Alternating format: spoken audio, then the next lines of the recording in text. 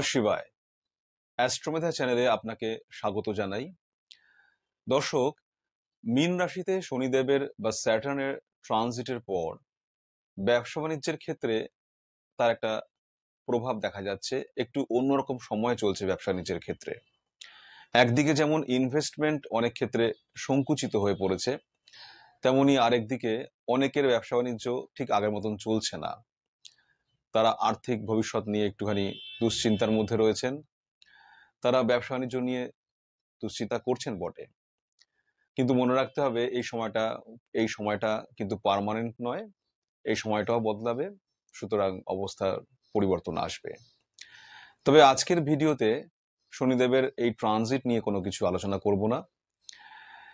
যে ধরনের হরোস্কোপে যে ধরনের গ্রহ যোগ থাকলে এবং যে যে ভাবগুলি অ্যাক্টিভ থাকলে পরে আপনিও একজন সফল ব্যবসায়ী হতে পারেন এবং প্রভূত অর্থ উপার্জন করতে পারেন, সেই ধরনের কয়েকটি গুরুত্বপূর্ণ যোগ এবং তাদের গুরুত্বপূর্ণ প্রভাব নিয়ে সংক্ষিপ্ত আজকে একটা আলোচনা করব। একজন ব্যক্তি তার জীবনে সফল ব্যবসায়ী হতে পারবেন কিনা এবং ব্যবসার মাধ্যমে তিনি প্রভূত অর্থ উপার্জন করতে পারবেন কিনা, এ দুটি বিষয়ে তার বার্থ চার্ট বা তার পার্সোনাল হরোস্কোপ কতটা প্রমিস করছে কিনা তা বোঝার জন্য রাশিচক্রের 12টি ভাবের মধ্যে 3টি ভাব অত্যন্ত গুরুত্বপূর্ণ। সেই গুরুত্বপূর্ণ ভাবগুলিকে দেখা প্রয়োজন। এই 3টি গুরুত্বপূর্ণ ভাব হলো second house, then 7th house and thereafter 11th house. অর্থাৎ দ্বিতীয় ভাব, সপ্তম ভাব এবং একাদশ ভাব থেকেই তাদের এই ভাবগুলির স্ট্রং কন্ডিশন, এই ভাবগুলির পজিটিভিটি দেখেই বোঝা যায় একজন ব্যক্তি তার জীবনে ব্যবসার ক্ষেত্রে কতখানি সফল হবেন এবং তিনি কতখানি অর্থ উপার্জন করতে পারবেন। এই ভাবগুলির গুরুত্বপূর্ণ পরিস্থিতি, এই ভাবগুলির স্ট্রং কন্ডিশন বা উইক কন্ডিশন, এই ভাবগুলিতে যে বিশেষ ধরনের গ্রহরা বসছে বা অবস্থান করছে তার উপরে নির্ভর করে ব্যক্তির জীবনের ব্যবসার ক্ষেত্রে সাফল্য এবং অর্থের প্রাচুর্য। বিজনেস বা ব্যবসা এবং অর্থের জন্য এই 3টি ভাব বা এই 3টি হাউস কেন এত প্রয়োজন, কেন এত গুরুত্বপূর্ণ, সেই যুক্তিটা প্রথমে বলি।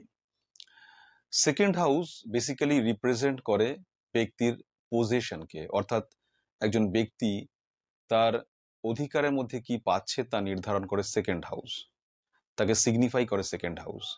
First house is me and second house is mine.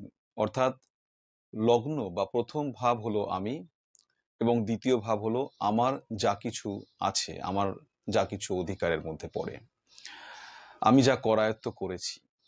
একজন ব্যক্তি তার জীবনে কতখানি সম্পদ অধিকার করবে, তার জীবনে কতখানি সম্পদ পেতে পারবে, তা নির্ধারণ করে second house. Second house signify করে আমাদের মেটেরিয়াল পজিশনকে, আমাদের ক্রিয়েটিভ পজিশনকে। দ্বিতীয় ভাব থেকে একজন ব্যক্তির সমস্ত আর্নিং ক্যাপাসিটিকে দেখা হয়। সুতরাং দ্বিতীয় ভাব যত স্ট্রং হবে, যত সবল হবে, দ্বিতীয় ভাবপতি যত স্ট্রং কন্ডিশনে থাকবে, উচ্চস্থ থাকবে এবং দ্বিতীয় ভাবে যত পজিটিভ প্ল্যানেট থাকবে, ততই সেকেন্ড হাউস স্ট্রং হবে এবং ব্যক্তির অধিকারের মধ্যে, তার সম্পদ প্রাপ্তির মধ্যে একটা ম্যাক্সিমাম ক্যাপাসিটি বা পোটেনশিয়াল দেখা যাবে, তার সম্পদ অধিকার করার ক্ষমতা বেড়ে যাবে। এবার সপ্তম ভাবটি কেন এত প্রয়োজনীয়, সপ্তম ভাবটি কেন এত গুরুত্বপূর্ণ, সে বিষয়টা দেখা যাক। ফার্স্ট হাউস রিপ্রেজেন্ট করে হু উই আর, অর্থাৎ আমি কে তা দেখায় ফার্স্ট হাউস। কিন্তু 7th হাউস রিপ্রেজেন্ট করে হু উই আর নট, অর্থাৎ আমরা যা নই তাই হলো 7th হাউস। আমাদের বাদ দিয়ে বাকি সবটা মধ্যে এন্ট্রান্স করা হয় 7th হাউসের থ্রু। অর্থাৎ আমাকে বাদ দিয়ে যে জগৎটা রয়েছে তাতে প্রথম পদক্ষেপই হয় 7th হাউসের মাধ্যমে, বা আমার সামনের সমস্ত মানুষের সঙ্গে, সমস্ত জগতের সঙ্গে সম্পর্ক তৈরি হয় 7th হাউসের মাধ্যমে। 7th হাউস হলো আমার দ্বারা প্রভাবিত মানুষজন, আমি কিভাবে মানুষকে প্রভাবিত করি, জনসাধারণকে প্রভাবিত করি, তাই দেখায় 7th হাউস।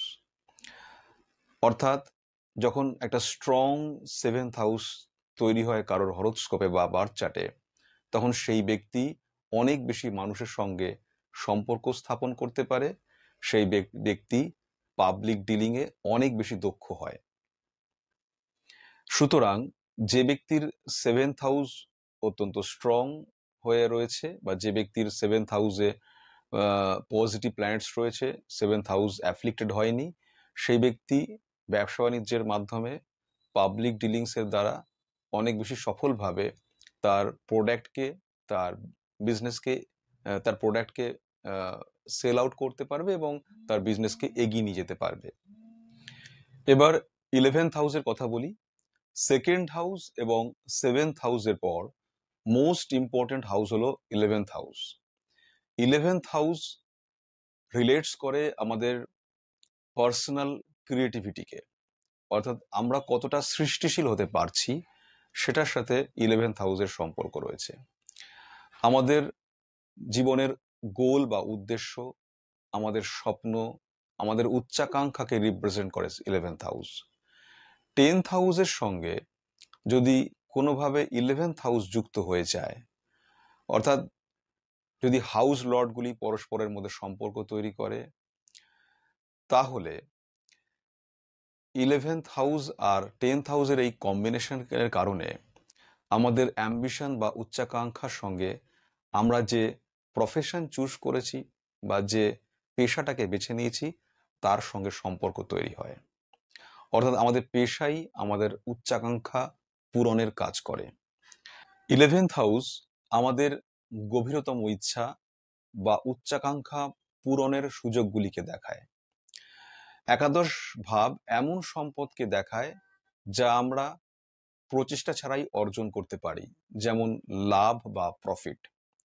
যে ব্যক্তির স্ট্রং 11th হাউস রয়েছে, সে তার পেশা বা প্রফেশনের মাধ্যমে, মাস মার্কেটিং বা গণবিপণনের মাধ্যমে, বা ইনভেস্টমেন্ট বা বিনিয়োগের রিটার্নের মাধ্যমে প্রভূত সম্পদ অর্জন করতে পারে। সুতরাং যদি কোনো মানুষের, কোনো ব্যক্তির হরোস্কোপে বা তার পার্সোনাল বার্থ চার্টে স্ট্রং 11th হাউসকে দেখা যায়, বা 11th হাউসের পজিশন অত্যন্ত স্ট্রং হয়, নর্মালি 11th হাউসের সমস্ত গ্রহই শুভ ফল দেয়, তবে ন্যাচারাল ম্যালিফিক প্ল্যানেটগুলি বেশি ভালো ফল দিয়ে থাকে, এবং ন্যাচারালি সমস্ত স্ট্রং প্ল্যানেটগুলি 11th হাউসের রেজাল্টসকে আরো বেশি বেনিফিশিয়াল করে তোলে, আরো বেশি কিছু দিয়ে থাকে। সুতরাং আর বুঝতে অসুবিধা হয় না যে এই 3টি ভাব কেন এত গুরুত্বপূর্ণ। কারণ 2nd হাউস হলো আপনার সমস্ত ক্রিয়েটেড অ্যাসেট, আপনার জন্য যে অ্যাসেট আপনি পোজেস করেছেন। 7th হাউস হলো আপনার সামনের মানুষ যার সাথে আপনি ডিলিং করবেন, এবং 11th হাউস হলো আপনার গেইন বা আপনার সমস্ত প্রফিট। আবার 11th হাউস একই সঙ্গে আমাদের সামাজিক কমিউনিকেশনকে, সোশ্যাল যোগাযোগকে, মানে সোশ্যাল কমিউনিকেশন বা সামাজিক যোগাযোগকেও দেখায়। মানুষের সঙ্গে ডিলিং এর ক্ষেত্রে 11th হাউসের একটা দুর্দান্ত একটা প্রভাব রয়েছে।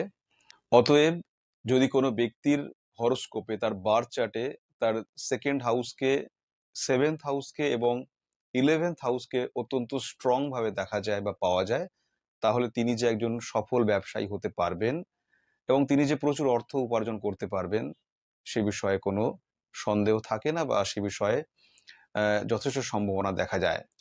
এবার বিশেষ গ্রহদের কথা বলি, যে গ্রহগুলি অবস্থান করলে পরে একজন ব্যক্তি সফল ব্যবসায়ী হতে পারবেন, ধনসম্পদ অর্জন করতে পারবেন।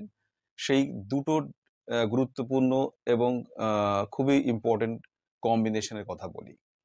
যদি 2nd হাউসের স্যাটার্নের অবস্থান হয়, তাহলে ব্যক্তি অনেক ধন এবং সম্পদ অর্জন করতে পারবেন, ব্যবসা করতে পারবেন। কারণ স্যাটার্ন 2nd হাউসে প্রচুর টয়াল হার্ড করায় সম্পদ অর্জন করার জন্য, পজিশনকে, তার অধিকারের সম্পদকে বাড়ানোর জন্য। স্যাটার্ন 11th হাউসেও অত্যন্ত ভালো রেজাল্টস দেয়, একটু দেরিতে হলেও সম্পদ প্রদানের জন্য একাদশে শনির অবস্থান অত্যন্ত শুভ, কারণ একাদশে শনির দিক বলি হয়, সুতরাং এখানে শনির ফাংশন বা অ্যাক্টিভিটি অনেক বেশি স্ট্রংলি দেখা যায়। নর্মালি ম্যালিফিক প্ল্যানেট হিসেবে 11th হাউসে শনির মতন গ্রহ বা রাহুর মতন গ্রহ অত্যন্ত ভালো রেজাল্টস দিয়ে থাকে। সেকেন্ড হাউসে যদি রাহুর অবস্থান হয়, 7th হাউস যদি রাহুর অবস্থান হয় এবং 11th হাউসেও যদি রাহুর অবস্থান হয়, অর্থাৎ যদি রাহু সেকেন্ড হাউসে কিংবা 7th হাউসে অথবা 11th হাউসে অবস্থান করে, তাহলে সেই ব্যক্তির দ্বারা অত্যন্ত ভালো ব্যবসা এবং তার দ্বারা অত্যন্ত ভালো সম্পদ তৈরি করার সুযোগ থাকে, বা সেই ব্যক্তি তার জীবনে সম্পদ তৈরি করে থাকে ব্যবসার মাধ্যমে। যদি আবার দেখা যায় যে কারোর 7th হাউসে রাহু অবস্থান করছে এবং 11th হাউসে শনি অবস্থান করছে, তাহলেও এই পজিশনটা একটা সফল ব্যবসায়ী হওয়ার জন্য এবং ব্যবসার মাধ্যমে রোজগার করার জন্য কিন্তু যথেষ্ট ভালো। এ প্রসঙ্গে দুটি নেগেটিভ কন্ডিশনের কথা বলি, যা অ্যাসেট তৈরি করার ক্ষেত্রে বা বিজনেসের ক্ষেত্রে খুব ভালো রেজাল্টস দেয় না, নেগেটিভ রেজাল্টসই থাকে। যদি মঙ্গল 3rd হাউসে কিংবা 6th হাউসে অথবা 11th হাউসে অবস্থান করে, তাহলে তা নেগেটিভ রেজাল্টস দেয়। যদি রবি চন্দ্রের সংযোগ সেকেন্ড হাউসে হয় কিংবা 7th হাউসে হয় অথবা 11th হাউসে হয়, অর্থাৎ রবিচন্দ্র একত্রে দ্বিতীয় ভাবে কিংবা সপ্তম ভাবে অথবা একাদশ ভাবে রবিচন্দ্রকে যদি দেখা যায় একত্রে থাকতে, তাহলে তা অ্যাসেট মেকিং এর জন্য, বিজনেসের জন্য খুব একটা শুভ যোগ নয়। সুতরাং এই কম্বিনেশনসগুলি যদি দেখা যায়, তাহলে আমরা সহজেই বুঝতে পারবো যে একজন ব্যক্তি তার জীবনে কতখানি অ্যাসেট মেকিং করতে পারবে বা কতখানি বিজনেসে সাফল্য পেতে পারবে। নেগেটিভ যোগগুলিকে যদি বাদ দেওয়া যায়, তাহলে পজিটিভ যে কন্ডিশনসগুলো বলা হলো, অর্থাৎ সেকেন্ড হাউসের শনি, সেকেন্ড হাউসের রাহু কিংবা 7th হাউসের রাহু অথবা 11th হাউসের শনি কিংবা রাহুর অবস্থান হলেই একজন ব্যক্তি কিন্তু তার জীবনে সফল একজন ব্যবসায়ী হতে পারবেন এবং অনেক অর্থ উপার্জন করতে পারবেন। সেই যোগ কিন্তু এখান থেকে এস্টাবলিশড হয়। আমরা তাদের বার্থ চার্টের এই কম্বিনেশন দেখে আমরা সহজেই বুঝতে পারি বা পারবো যে এই ব্যক্তি তার জীবনে অর্থ উপার্জন করবে, ব্যবসা সাফল্য পাবেন এবং তার মধ্যে দিয়ে তিনি তার জীবনোপায় করতে পারবেন।